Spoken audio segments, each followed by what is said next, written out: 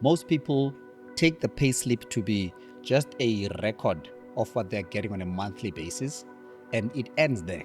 This piece of paper is a record that enables financial institutions to assess you first in terms of your affordability. Yeah. What they can allow you to get access to so that you can go out there and live the life that is determined by the resources you have access to.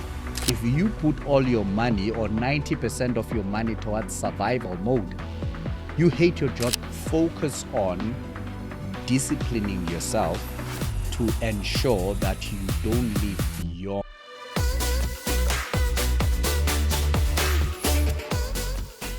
Welcome to another edition of Mindset Profits. And as you know, over here we call a guy when we want to talk some important stuff. We call a really, really smart guy, and he's here. Welcome, our guy. Yeah, thank you. It's interesting now. I've gotten used to being the guy. So, two things: your salary, your payslip, and your bank statement. Those are two of the most honest documents that you will find. They tell us a story of your priorities. They tell us a story of your habits. They even tell a story of your future. So what we want to talk about is under leveraged pay slips, or just how to leverage those so that your future is bigger and brighter, because my mission is to make sure you have the biggest year of your life yet. So look at everything you've done in all the past years and challenge yourself that in the coming year, I'm going to have the biggest year of my life yet. So that's why the guy is here. And that's why you're here, man. I like that. To make sure we get rich. Yeah, let's explore that. But before we start, I know you're not expecting this one. So he promised us to write a book. And let's hold him account. Let me not be the only one holding him accountable. When is the book coming? You're too smart to not have a book out there. Yeah, you see, you're putting me on the spot literally right now. And I did. I promised the people the book. When you decide that you are going to have time, you've decided, okay, great stuff. So that means next year then, 2026 is not going to come to an end, having not put out something. That's the title in mind. Not yet. I have a number, but I think it's better to filter through those. Are you scared of IP, or that someone will steal it Not as really. you write or something? Not really. So I've got few ideas. Firstly, I wanna have a blueprint that's going to speak to the aspect of wealth generation for employees. I then also want to put in a part of my story, because I think it'll be great for me to start with an intro where people get to know who's this guy that keeps getting called to talk about money. Because some people have a wrong idea. They think, oh no, this one is coming from a well-off background or whatever the case might be, and they're thinking. So, for me to give people perspective so that they can also understand that it will be relevant for them. Because I want to write a book that will be relevant for a guy in Diepsloot. That is a dream. And I want to write for a guy who's probably in the middle class somewhere in the township, who's thinking, I'm earning, but I'm not yet at the place where I can go and stay in a suburb. I want to write to the guy who's in the suburb, who's also trying to make sense of what's happening, because if he's got the money, he's got the house, it's just that he doesn't have cash flow. You get my point? Because if he's thinking, so I want all those people to get answers to their questions. So you see, I'm already giving you. It's writing itself. I'm saying go deeper. I have to go deeper, Papa. Yeah. So that for me would feel like I am now writing with purpose, because I don't just want. I don't want to sound like a hater, but I'm seeing a whole lot of people writing. Yeah. And you pick up sometime the book and you're like, okay, you are on the How did this make it? Or the 85th page, and you're thinking, okay, let me collect my mind as to what was the principle, or what were the principles that I got here. So yeah, I just don't want to write for the sake of writing. Okay.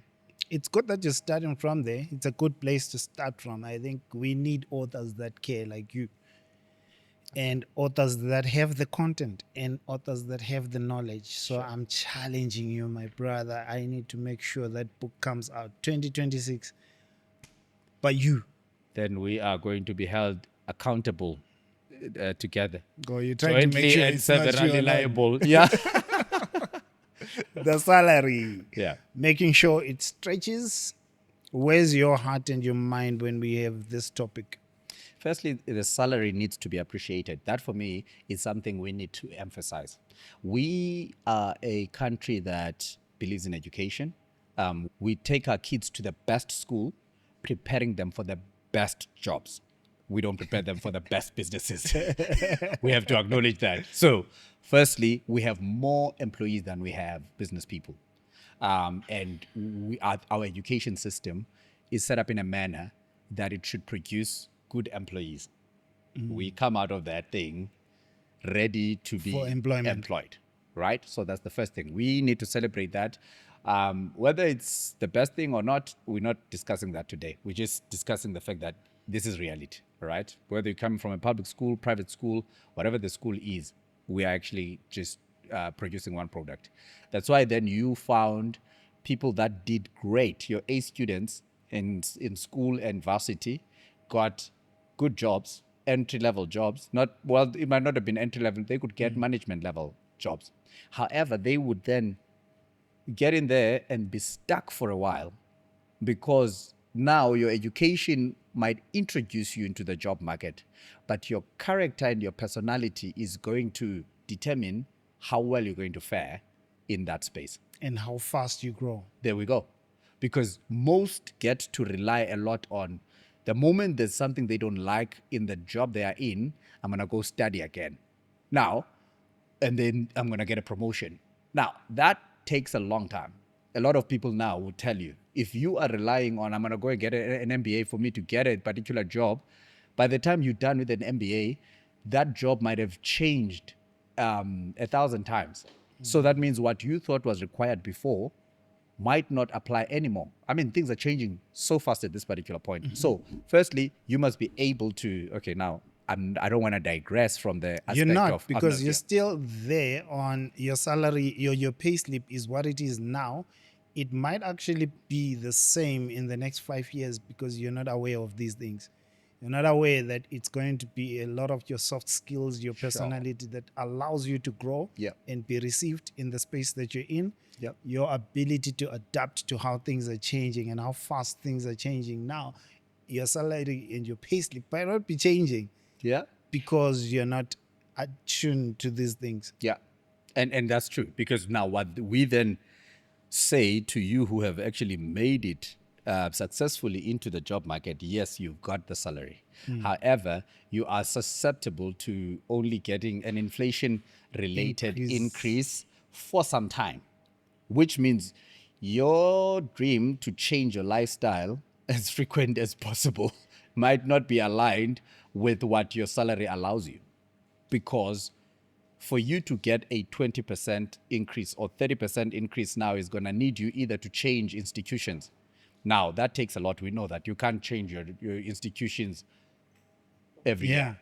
You need time. However, if you work on your soft skills, your growth is without limits. And I mean, I could tell you stories. Yeah. Because for me, I think one of the things I also told my wife this, I've landed most of my interviews for jobs now through my communication skills, Okay. more than my qualifications. So, one example, I was at SARS in this year. Yeah. And I was pretty new at SARS. However, someone saw me talking in another place. She was Yeah. in management. Then they were looking for a manager in another space. I had taken a chance at that time to apply for a management position, and I was still new. So, you know that thing where you're like, I know I'm not going to get this Let thing. me I'm just putting it. And they had not responded, because they normally have that thing. If we have not responded to you within 3 weeks, consider your application unsuccessful, right? So 3 weeks had You passed. thought it was gone. Exactly, so I'm gone. So this lady sees me in this, and she's like, and they were having a regional awards ceremony. Now, people from head office, I'm in PE at this time, people from head office were going to come to PE so that they can actually do these awards. So this lady on Monday comes back and she's like, she made a recommendation to the organizing team. They were going to get a radio DJ to be the MC for the event. Now, she says, no, I saw someone and he's an employee. We won't have to pay per se because of that's pro bono, right? She fought up until head office, apparently, that I get that chance. I got the chance. Now, I did not know that information at that time. I got the I was chance. going to ask how you came to this information. Oh, yeah, it was afterwards. Yeah. Because of when you've done well, then people get to give you the information like, yo, we were crossing fingers because this Someone fought lady, for you. exactly, this lady fought for you. And everybody was like, we don't know who you're talking about. She said, you're going to see him on the day. Listen, I delivered on the day. HR on the day comes to me like, hey, Mr. Nontenj, we didn't know you could do this stuff like this. And this person has the guts to say, listen, I remember seeing your CV in one of the applications. Yeah. And he says, maybe it might be time for us to actually afford you an opportunity with an interview. I got the Wow. interview. Do you get my I point? get you. The soft skills can take you far. Correct. And what do you have to say to this statement? I think it's a passion statement for you. Payslip is one of the most under-leveraged assets that people have. Correct. Most people take the payslip to be just a record of what they're getting on a monthly basis, and it ends there. And most people don't understand that you use your payslip as an employee to first build your life.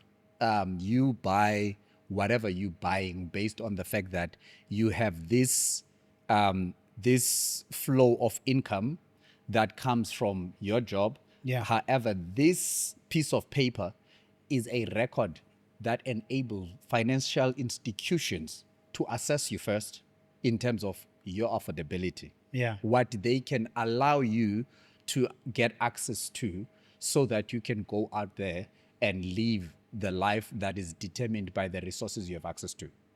Right? So financial institutions like your bank and everyone else, they look at your first your cost to company, which is your total amount, which never really hits your bank. Yeah. Because that's information that speaks to money that you have access to that is not necessarily in cash form. Which is gross. It's gross, right? Because it speaks to the contribution that your employer also makes on your behalf for your future investments. Because of when you do your pension contributions, there are policies in corporate or in employers in certain employers where they match you. So that means that cost to company speaks to the salary that they're going to pay you, the cash component. It speaks to the contributions that they're going to give you. It speaks to some people, it's actually cars that they get from, that's a Allowances. fringe benefit. It speaks to allowances. It speaks to your cell phone allowance. So it speaks to more than just your take home. So that's why then when people analyze, they are looking at more than just what you are getting to get home with, but they actually are looking at what is it that we also are not saying. This is before your taxes. Before your taxes, this is what actually gets into an allocation to you. You allocated this much. So the gross is what the banks use. Many people underutilize the asset because they're thinking take home. Yeah, And so they don't take their pay slip seriously. correct. And they are planning then because of if they don't consider the importance of the payslip, their consideration is an after-tax money. Because if you wait until the money hits the bank, then you have actually just gone over. Because this is what one of the videos I was actually recording is, if we as employees knew the process of elimination or prioritization of how to use our money, it would actually cause us to approach our payslip differently.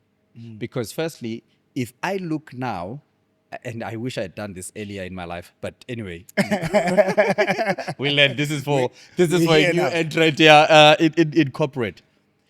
Maximize or max your pension contributions it's not a trick that the government is playing on us, but it's an opportunity for us to grow our money tax-free.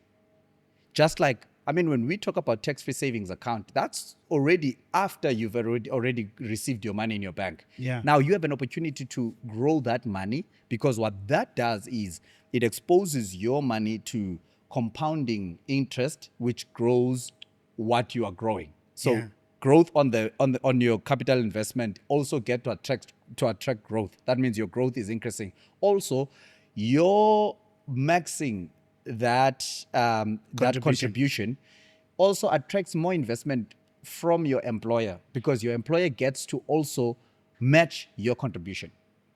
Do you get? So for every rand that you are contributing, if ever your employer says, I'll also put in a rand or 2 rands, then they actually put in. So you're growing 2 rands at a time, tax free. And imagine that if you could actually, if that money had to go through the process of being taxed, now the money that goes to taxes gets to attract growth and over time. As little as 500 bucks extra. For someone who has 40 years to work, if ever, let's just say you get into the job market at 20 and you are going to retire at 60 or 65, I promise you, by the time you don't need to do extra work. You're a millionaire by that time. And the tax that you're exposed to when you get the money later at retirement is much less actually than Correct. what you're exposed to now. If you take the money out and chow it. Yeah. So the way you're breaking it down, which is what I had in mind, was there's 3 buckets here for the payslip. There's a survival bucket. Correct. There is a security bucket. Sure. And there's a growth bucket. The security bucket is what you're talking about. Yeah. The annuities that you put towards retirement, insurance, medical aid. Those are more security. Sure. The survival bucket is where a lot of people are stuck, where the payslip goes maybe 90% of us to the bills. Yeah. That's the survival. Yeah. Getting us through the day, through the week, through the month. Correct. Many people allocate the money there. And you look at the growth bucket, which is more the investment bucket. What you're talking about, getting into using the payslip to get properties and stuff. That's now when you're thinking investment and assets. Not many go there. Yeah. So if you're looking at these 3, I think many are stuck on the first one, survival. The security one, you will be shocked how many people don't have insurance and medical aid and stuff. They don't go to this one. Some think it's a waste of money. Some think it's a scam. you see, and you're bringing a good point, because that's it's the formula that is recommended by finance people. For sure, it's not financial advice, but they would say, when you receive your money, for example, on your payday, allocate your money in they choose the ratio of 50. 50 30 20. 20. 50 30 20. Some say 65 20 15. But you actually have to have those categories. You're right what you're saying, because if you put all your money or 90% of your money towards survival mode, you hate your job every day. Did you get my point? Because you are waking up not because you love it, but because you have to. Now you're waking up and you're thinking, even if I wanted to do something else, I'm forced to go to that job because I owe so and so. And 90% of the money I receive already has stuff it's committed to, which then becomes a problem, because of that attitude right there is what eats up on people, because of there are some things that are non-financials that are actually that are eating up on people's sense of enjoyment of the money that they're getting. So I think then if someone is actually at a 90% survival, someone needs to reconsider. And we have to talk more about ways to fix your issues. Yeah. Right? Because if you're at a 90%, we need to call you in. Hey, listen. We need to fix something. Yes, come. Let's talk. Try and allocate 50%. What's causing you? I'm actually thinking of it now, because I was talking to someone and they were asking me, when you were down and out, how are you coming out? And I'm thinking a lot of the money I had at the time at first was going to survival, Sure. but you start to be aware that there's these buckets. I was more focused on the second, on the security. I looked at investment and savings and investments, Yeah. which I guess savings are the security. But I looked at savings and investment, and I look at the survival mode, paying the bills, paying the debts, just getting through the month. And I realized that I had nothing saved, I had nothing invested, and all my money was coming to here, just getting through the day, buying clothes, buying food, moving around. And if you're not alert to it, that can be your reality for 10 years Sure. straight. You can live like that. Yeah. And if you don't sit and look at your bank statement and just observe yourself, Yeah. it can be your reality for years. And that is where I was for a while until I realized I don't have savings, I don't have investments. And it doesn't take a lot to get started because it just takes small annuities and then you get used to the habit of saving and investing and putting your money in financial assets that before you get into the heavy property moves that you teach about. Yeah. But that I know a lot of people are in the survival mode, and I like that you were saying we need to call them in and say let's talk, because it's more a call to say wake up and look at that bank statement. You know the tragedy about what you're saying, and a lot of people are stuck in that. You know, as long as you rely on your ability to still do things, to exchange time, to earn a living, it could keep you on this rut where you don't see the need to buy time. Do you get my point? Because when you're saving and investing, you buying yourself time. Yeah, because you're buying freedom. I want to say, I'm literally, one of my focuses right now is at 50, I want to decide if I want to work. I'm That's 40, my by the way now. Yeah, exactly. Exactly. Do you get my point? And that does not happen by divine osmosis. Divine osmosis. Goodness, we are going places now. But it We happens. have a word. Yeah. Wait. Divine osmosis. Let's break it down. I can't let this one go. No, so Divine osmosis. listen, yeah. So we know osmosis, right? Is the transfer of things. So I believe in prayer. My wife would tell you I'm one of the people that makes sure that I pray on a daily basis. Yeah. However, I know that there are things I need to do after I've prayed. Right? So that means when God answers prayer, He's not gonna make it rain money. Like manna. Like manna, exactly. Yeah, nice rhyme right there. Yeah, so He won't make it rain money like manna. So God will give you strategies Yeah. to get out, like you're saying, because otherwise God will raise spoiled brats. Because all we will know to do, I need to just sit there and make a few prayers and then expect stuff to just start flowing. Exactly, which is not principally, it does not work. Because God put principle in place. There's the reason why rain comes at certain seasons and all of those things. And it's for us to observe. People who do discoveries are people that actually get a revelation of, oh, this is how this thing, Einstein and the principles he came up with, those were those were discoveries, by the way. Those were not originations, because the originator is God. We've always known minerals that we are getting out of the ground. They've been there. Nobody says discovered. Yes, you can't plant them. You can't say, I know, we put a seed there 5,000 years ago and now it's growing. No, it's principle. It's discoveries. That's what God gives us. It gives us strategies. Like you're saying, when you were in trouble, you found ways, so you had to work around that and to actually know, oh, okay, there are these things that are working. Because some people are actually oblivious to the realities of principles in life, which needs us to actually apply ourselves in order for us to actually see the results. Anyway, I've actually moved from something, I wanted to actually talk about this thing of buying ourselves time. So when you wake up then from that reality of, hey, I can't do this forever. Firstly, I can't live like this yes, forever. I can't live like this forever. I can't keep selling my time to make the same amount of money for me to actually live the same life, which means you are just living from hand to mouth. That's what we mean. And grow the payslip for 5% per year. Correct. Because That can't be my reality going forward. Yeah. You can't then afford anything new on an annual basis over and above what you've actually been affording before. because you are literally just waiting for the payday in order for you to do the same routine of going to buy the same clothes, same food, whatever. And then you are thinking this is going to happen until you get to 60. And then what's going to happen is at 60, then you are going to now struggle because they're going to say, that's it, no more. And then you realize then, I don't have money enough to sustain now the lifestyle that I've been living, because I can't keep up energy-wise. You don't have the strength.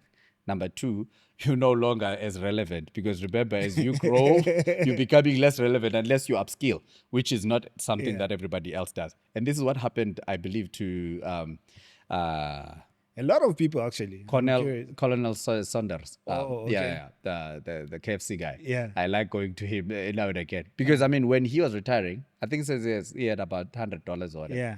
And realized, This can't be the future. Exactly. So And it then happened. he flipped it. I like that you said upskill it. So the goal, I guess, if we're looking at these three buckets, becomes if your pay slip, 90% of it is going to the survival bucket. Sure. The goal for you becomes over the next year, maybe you grow, you manage your expenses, you grow your income, you do something about it so that it's 70% Sure. or it's 60%. 60% of what you're earning in a year because you've done some work is enough to cover all of those. Sure. And in 5 years, 40% is enough to cover all your survival needs.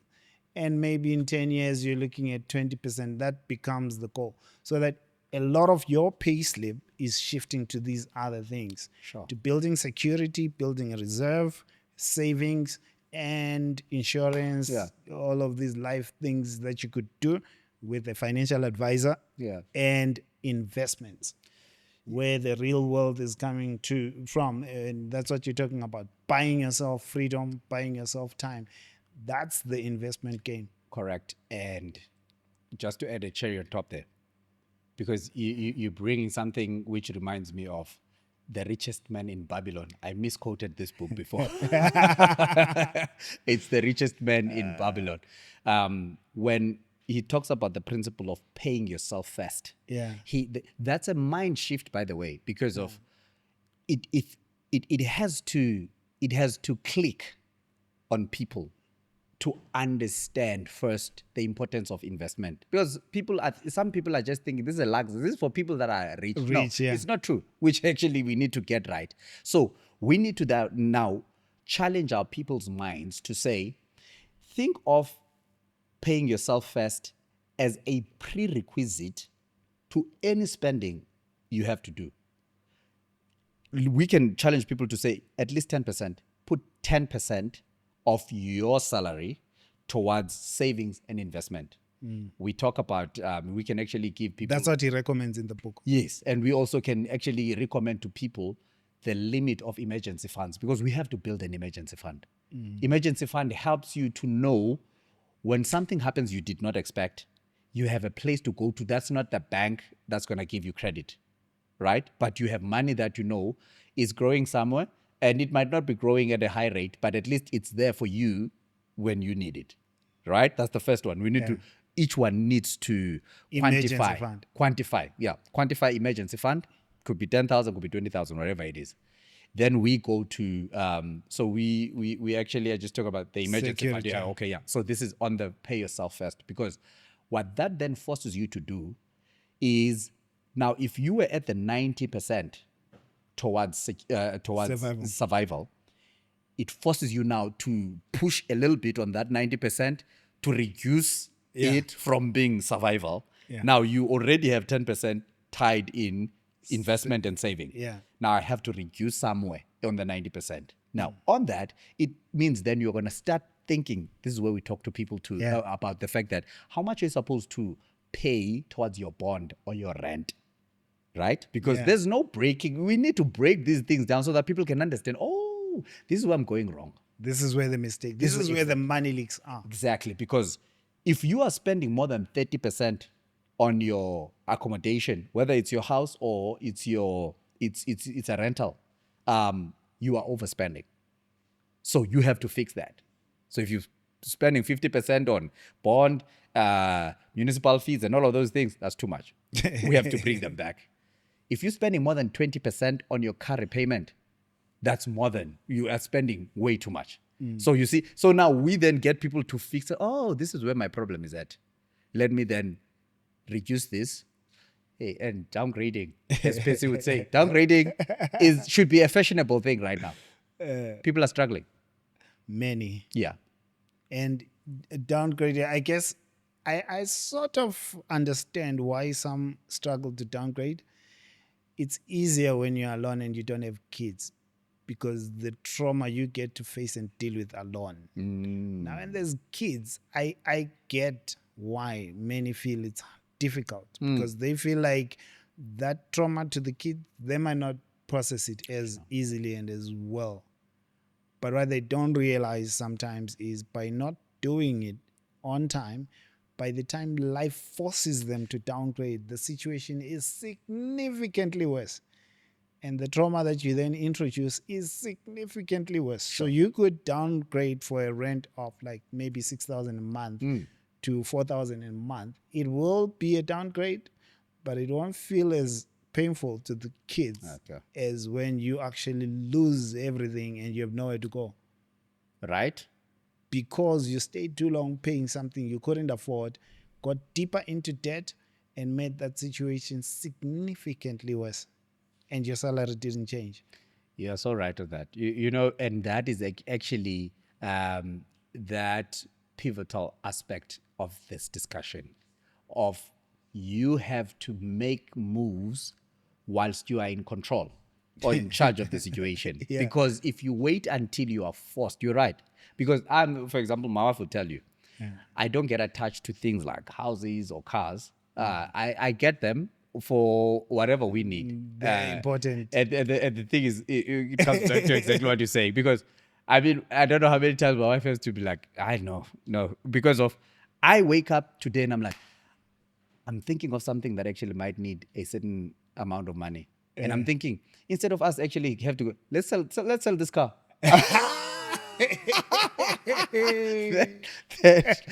A lot of women are going to be on her side. You're crazy, bro. Listen, she has friends that have said, no, because I realize, and I don't want to make it a gender thing, but I think it happens mostly because of things. When you're a visionary, your mind changes with what you consider important at that particular point in time. And how much risk you can tolerate. There we your go. risk tolerance might be significantly higher. Yes. And for me, I'm saying then, and I know that because I don't want to put more stress on us unnecessarily and take things, for sure, I like how things are right now. I don't want to reduce somewhere. I know that there are things that are just wants. And needs wants and yes, it's a nice to have a car that goes faster. But I could get a car that will take me from point A to point B at a fraction of whatever I'm paying for the car. And then invest the difference. Yes, but then the challenge is, for sure, there's going to be a number of things that are going to change there. And for sure, there's going to be people that are going to start asking, what happened? So I guess we're grateful you have her in your life. Yeah, to keep well, you in check. No, she keeps me grounded. Yeah, so. No, man, I think let's wrap it up. Yeah. What would you say to those people that have been underutilizing this asset called a payslip? I think the picture is clear now. Yeah. That you need to look at your life over the next 5 years and say, this income has to change. Yeah. What do I need to work on to increase it? Because cost cutting never works for many people. It's harder. It's more painful. It leads to depression for some, because you start to realize my life looks terrible because I've been downgrading. But increasing income has a higher leverage. Sure. There's that. And we've talked about the different buckets. Get out of survival mode with the payslip. Look at the security, look at the investment. What would you have to say to people that say, I enjoy and follow your content? I want to leverage this payslip thing. Okay. How do I make moves going forward? That's a nice question, and I actually want to address it in this manner. I'm always cognizant of the fact that there are people that are new entrants in the job market, Yeah. And then there are people who have been in the job market for some time and their situation is going to be different from the new entrants. Yeah. Then there are guys who like, we are almost going out. So And whatever I said. we did not leverage it. Exactly. So, yeah. Those ones. Yeah. So, first, for the new entrants, I want to say it's imperative for them to take their money well-being very seriously from the word go, because you prevent having to have or to create or have ulcers later on in life because you actually made bad decisions. So I'd say at the beginning, focus on disciplining yourself to ensure that you don't live beyond that income that you are earning. Yeah.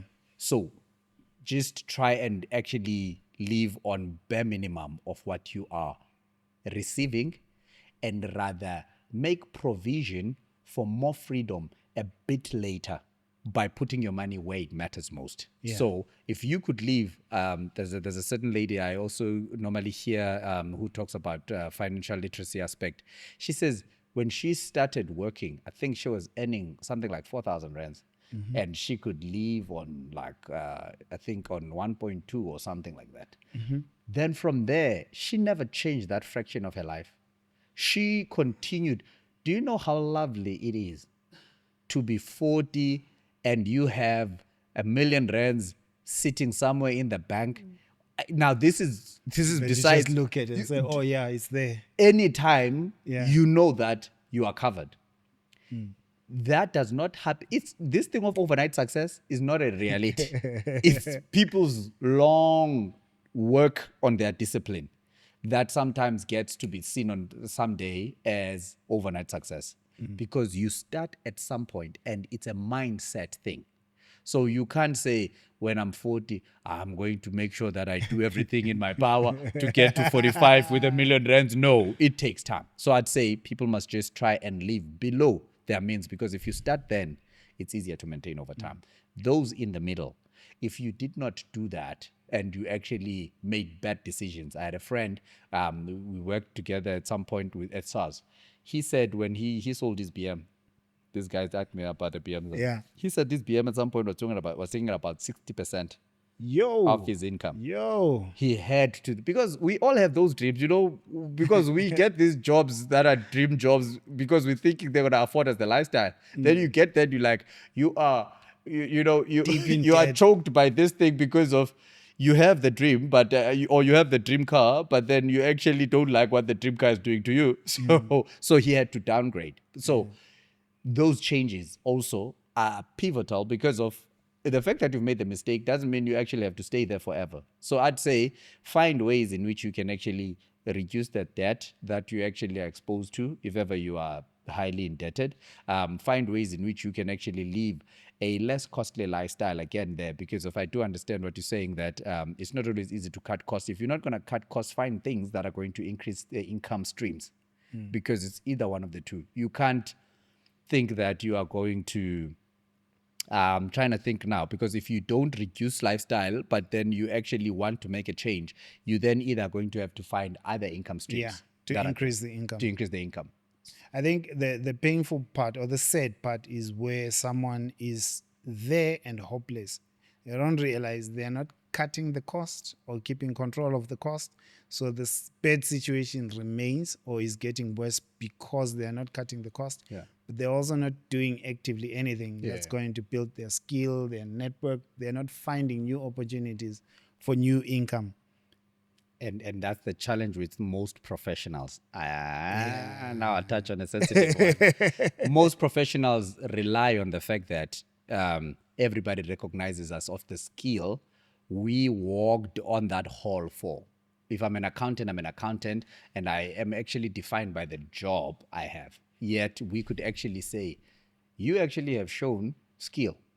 You can acquire another skill that would actually pay you directly instead of you actually getting your money always from your employer. Because that means now you've actually identified that the salary is not enough for me to actually sustain the lifestyle I want. But then there's nothing that stops you from doing other things. You've got accountants now that are interior decorators. That's Yeah. an income stream. You've got accountants that are selling on network marketing and all of those things. And there's nothing to Some be are content creators. content creators. And all that matters is you are now trying to meet the expectations that you have of yourself, also by actually doing something practical in order to make sure that you actually fulfill your dreams. You are so good. Chapter 1 has to come. I'm waiting. Oh, well, it's coming. Thank you, man. The 2026 is loading. What do you have to say to the people? Listen, Let's close it off. Okay, so 2026 is exciting for me. I've got a few things I want to do. Firstly, this is a nice platform to actually put this. I want to do a 3-month coaching series, 6 contact sessions where we're actually going to take people who have been using Stockfells in order for them to get money at the end of the year without any growth, just putting money away, to actually know how can they alter that and actually grow their money significantly by doing the right things. As we've touched on a few right now. Yeah. But I want to we're going to go deep. We're going to go deep in Jan. We're going to start in Jan until March. However, we're going to set goals for December. So in December, we're going to try and find ways in which we will recognize those who would have committed and try to put a spotlight on good results. So who should be looking for this? People that have Stockfells. People, no, employees, because I don't want to fight with Stockfell people. Employees that want to grow their income.